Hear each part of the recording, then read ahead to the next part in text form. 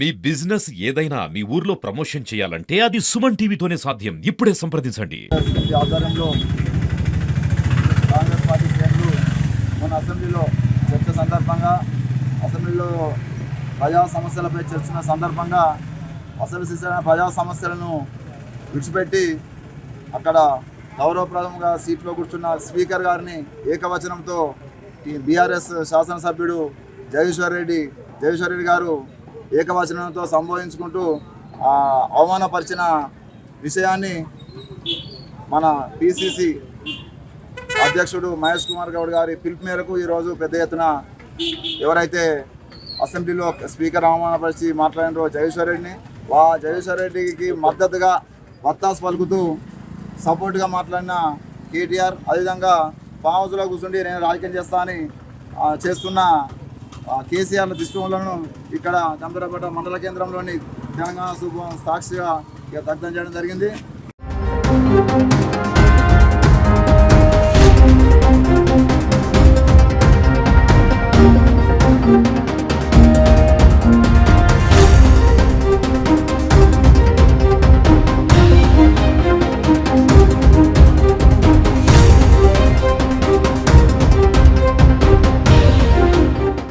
ఎప్పుడైతే ప్రజా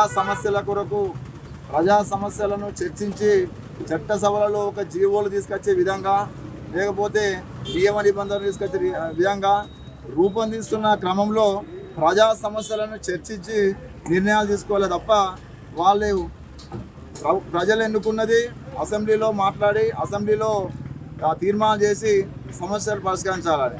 కానీ ఒక ప్రతిపక్ష హోదా ఉన్న బీఆర్ఎస్ పార్టీ అధ్యక్షుడు కేసీఆర్ ఫామ్ హౌస్కే పరిమితమై తన కొడుకుకు అసెంబ్లీలో ఆ బాధ్యత అప్పచెప్తూ పనికిరాని విషయాలను జోక్యం చేసుకొని అవమానపరిచినందుకు బేషరతుగా ఈ జగదీశ్వర్ రెడ్డితో పాటు వీళ్ళకి సపోర్ట్ చేసిన అయ్యవడుకులు ఇద్దరు క్షమాపణ చెప్పాలని చెప్పి గంభీరపేట వేదిక ద్వారా మేము పిలుపునిస్తూ ఉన్నాం. ఎప్పుడైతే కాంగ్రెస్ పార్టీ ఒక దళితుని స్పీకర్ చేసిందో అప్పటి నుంచి ఈ దళితుల పక్షాన ఈ దళితులందరూ కాంగ్రెస్కు సపోర్ట్ చేస్తున్నారనే విషయంలో, అదేవిధంగా బీసీ కులాలను చేస్తున్న క్రమంలో బీసీ కులాలందరూ ఈ కాంగ్రెస్కి వెంటున్నారనే ఆ ఈర్ష్యతో, అదేవిధంగా ఎన్నో సంవత్సరాలుగా దీర్ఘకాలికంగా పెండింగ్ ఉన్న ఎస్సీ వర్గీకరణలో చేసి అమలు చేస్తున్న ఈ రేవంత్ రెడ్డి గారికి ఇవన్నిటినీ మంచి పనులు చేస్తున్న వాటిని జీర్ణించుకోలేక ఏదో విధంగా ట్రాఫిక్ని డైవర్ట్ చేసి పబ్బం గడుపుకోవాలని చెప్పి ఈ బీఆర్ఎస్ పార్టీ నాయకులు, బీఆర్ఎస్ పార్టీ ఎమ్మెల్యేలు చేస్తున్నారని చెప్పి ఈ సందర్భంగా చెప్పక తప్పదు. ఇప్పటికైనా తమ ప్రవర్తనలో మార్పు రావాలి. ఏదైతే ప్రజా తీర్పు ఇచ్చిర్రో ప్రజా తీర్పుకు శిరస వహించి ప్రజా సమస్యలపైన చర్చించాలి తప్ప వ్యక్తిగత దూషణలకు వెళ్తే మాత్రము ఖబర్దార్. మేము కాంగ్రెస్ పార్టీ శ్రేణులము ఈ రాష్ట్రంలో రేవంత్ రెడ్డి గారి నాయకత్వంలో పిసిసి అధ్యక్షుడు మహేష్ కుమార్ గౌడ్ గారి ఆధ్వర్యంలో తప్పకుండా ఎక్కడికక్కడ ఈ బీఆర్ఎస్ నాయకులను, బీఆర్ఎస్ ఎమ్మెల్యేలను, బీఆర్ఎస్ సంబంధించిన ఎవరైతే ప్రజాప్రతినిధులు వాళ్ళందరినీ మేము వెంబడిస్తామని చెప్పి ఈ సందర్భంగా మేము తెలియజేస్తూ, మంచి పనులు చేస్తే స్వాగతించాలి. ఇక్కడ ప్రజలందరూ ఏం కోరుకుంటారు? 10 ఏళ్ళు ఈ తెలంగాణ రాష్ట్రాన్ని ఏలిండు, ఇది మంచి అనుభవంతోనే సలహాలు సూచనలు ఇస్తారని అనుకుంటారు ప్రజలు. కానీ ప్రజల మనోవాంఛకు విరుద్ధంగా, ప్రజల ఆలోచన విరుద్ధంగా ఈ కేసీఆర్, అదేవిధంగా కేటీఆర్ వ్యవహరిస్తారని చెప్పి ఈ సందర్భంగా తెలియజేస్తూ, మరొక్క మారు ఈ విధమైన దళితులను కానీ దళిత స్పీకర్ స్థానంలో ఉన్న దళిత స్పీకర్ గడ్డం ప్రసాద్ కుమార్ గారిని అవమానపరిచే విధంగా మళ్ళీ ఏమన్నా పునరావృతం అయితే మాత్రము తప్పకుండా మేము కాంగ్రెస్ పార్టీ శ్రేణులుగా తరిమి కొడతామని చెప్పి మరొకసారి తెలియజేస్తూ, అసెంబ్లీలో ఏదైతే అవమానపరిచారో అదే అసెంబ్లీలో కేసీఆర్ వచ్చి అక్కడి దళిత స్పీకర్ అయిన ప్రసాద్ కుమార్ గారికి అందరు శాసనసభ్యుల సమక్షంలో క్షమాపణ చెప్పాలని చెప్పి ఈ సందర్భంగా తెలియజేస్తా ఉన్నాను. కేటీఆర్ కూడా గతంలో కేసీఆర్ మాట్లాడుతూ ఒక స్పీకర్గా ఒక గవర్నరు ఏదైతే పదవి ఉన్నదో గవర్నర్ ప్రభుత్వంకి సంబంధించిన సంక్షేమ పథకాలు కానీ అభివృద్ధి పథకాలు కానీ వారి ఆలోచనలను మన అసెంబ్లీలో మాట్లాడతారని కేసీఆర్ మాట్లాడాడు. దానికి విరుద్ధంగా కేటీఆర్ ఇది కాంగ్రెస్ ఎజెండా బాంధవ్యంలో మాట్లాడుతారు, అసెంబ్లీ కాదు అనే విధంగా మాట్లాడు. అటు అసెంబ్లీని అవమానపరుస్తారు, అటు స్పీకర్ను అవమానపరుస్తారు. మీరు నేర్చుకున్నది ఇదేనా, ఈ రాజకీయమేనా, ఇదేనా మీకు బీఆర్ఎస్ పార్టీ సిద్ధాంతాలు, బీఆర్ఎస్ పార్టీ నిబంధనలు అని చెప్పి ఈ సందర్భంగా తెలియజేస్తూ దళితుని ముఖ్యమంత్రి చేస్తాం, దళితుని ముఖ్యమంత్రి చేయలే, స్పీకర్ని చేస్తే వాళ్ళు తట్టుకుంటలేరు. ఇటువంటి చర్యలు చేస్తే మాత్రం ముఖ్యమని చెప్పి తెలియజేస్తూ బీసీ కులాన్ని చేస్తే బీసీలను ఆ కులాన్ని వ్యతిరేకిస్తారు. దళితులను ఎప్పుడు కూడా గౌరవించిన సందర్భం లేదు. దళితులను ఎప్పుడు అగౌరవపరచుడే. కాబట్టి బడుగు బలహీన వర్గాలను అవమానపరిస్తే సాయం చేయలేదని చెప్పి తెలియజేస్తూ ఈరోజు ఈ గంభీరాపేట మండల కేంద్రంలో గౌరవ మంత్రి ఎమ్మెల్యే మరియు మాజీ మంత్రి కేటీఆర్ గారి మరియు జగదీశ్వర్ రెడ్డి గారి దిష్టి బొమ్మ దగ్ధం చేయడం జరిగింది. అయ్యా కల్వకుంట్ల తారక రామారావు గారు, జగదీశ్వర్ రెడ్డి గారు ఇలా మీ పదవులు పోయినాయనో మీ ప్రభుత్వం పోయిందని చెప్పేసి మీరు ఒక పిచ్చి కుక్కల లెక్క, పిచ్చి సన్నాసుల లెక్క వ్యవహరిస్తూ ఉన్నారు.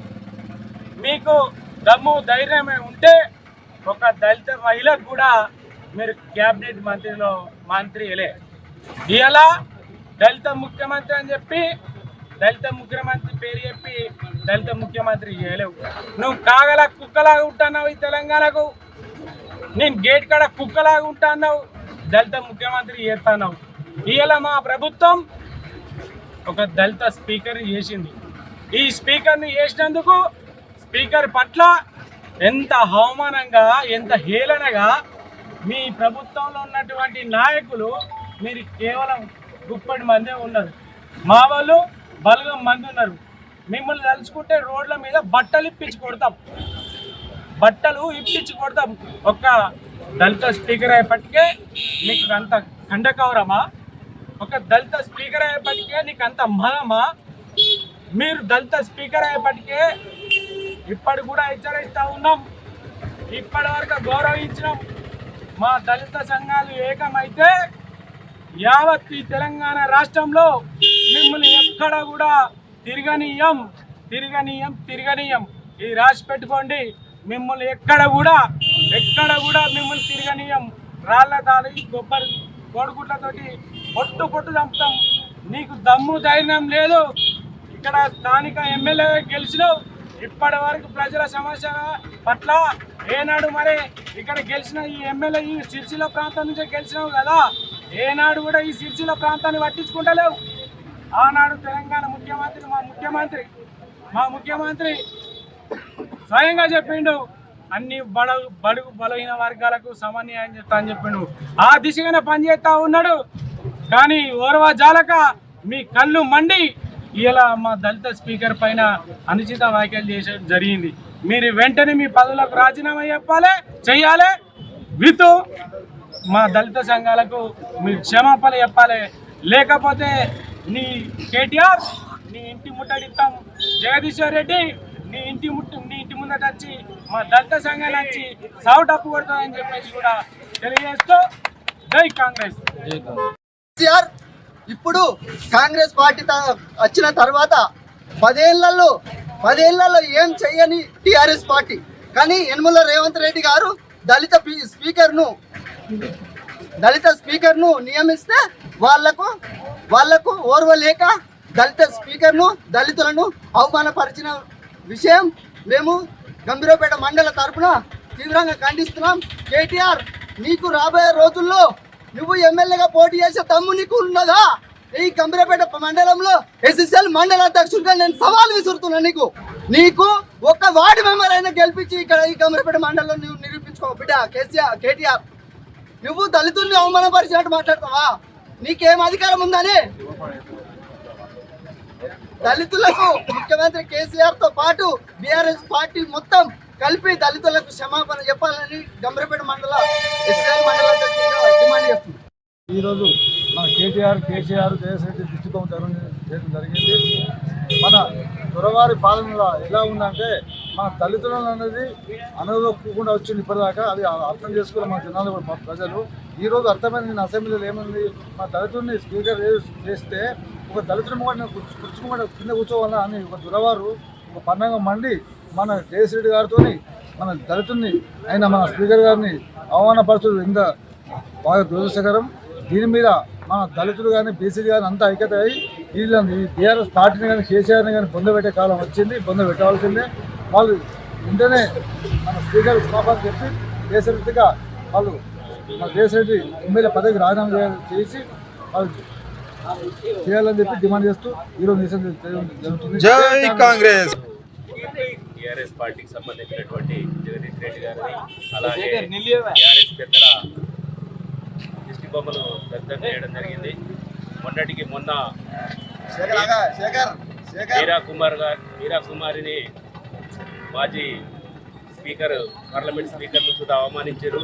నిన్నటి రోజు మన ప్రస్తుత స్పీకర్ గారిని కూడా అవమానపరిచే విధంగా మీ వైఖరి ఉన్నది. ఇలాంటి వైఖరి కొనసాగితే ముందు ముందు మిమ్మల్ని తిరగనివ్వమని చెప్పేసి మండల కాంగ్రెస్ పక్షాన హెచ్చరిస్తున్నాం. జై కాంగ్రెస్.